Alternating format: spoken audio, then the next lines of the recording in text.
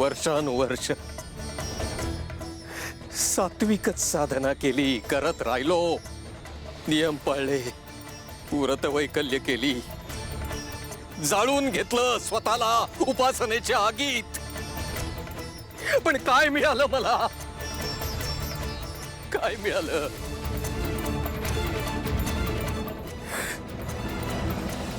माझी गृहलक्ष्मी गेली,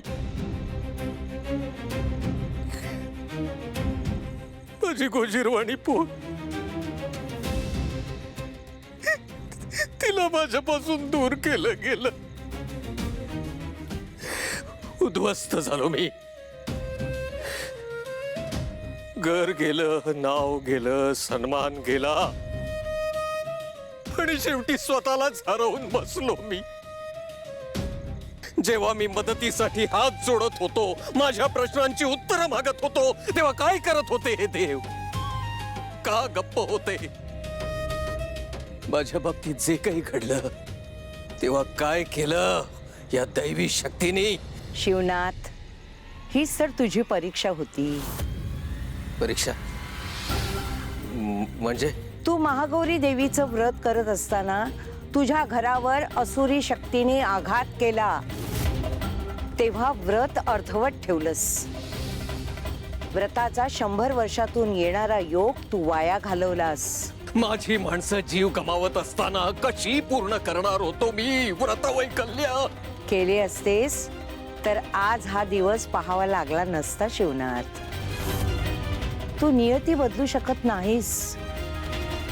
तुझ्या सोबत असलेली सगळी तुझी माणसं, नाती ही शाश्वत नाहीयेत. पण आपण जेव्हा क्रोधामध्ये चुकीच्या मार्गाने जातो आणि जे हातात उरलेलं असतं तेही गमावून बसतो. तू आधीच खूप काही गमावलंयस रे. आता विचार बदलला नाहीस तर सगळं गमावतच राहशील. मला सूड घ्यायचा होता, सूड. म्हणून मी अघोरी साधनेचा मार्ग अवलंबला.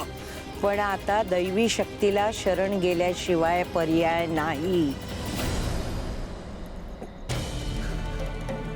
देवीचाच भक्त आहे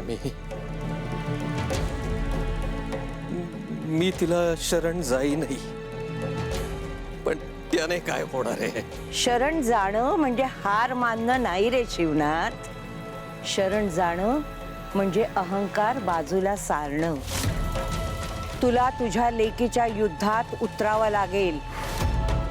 तुला तिच्या सोबत लढावं लागेल. मीरा एकटी लढतेय आणि तिला तिच्या बापाची कधी नव्हे एवढी गरज आहे.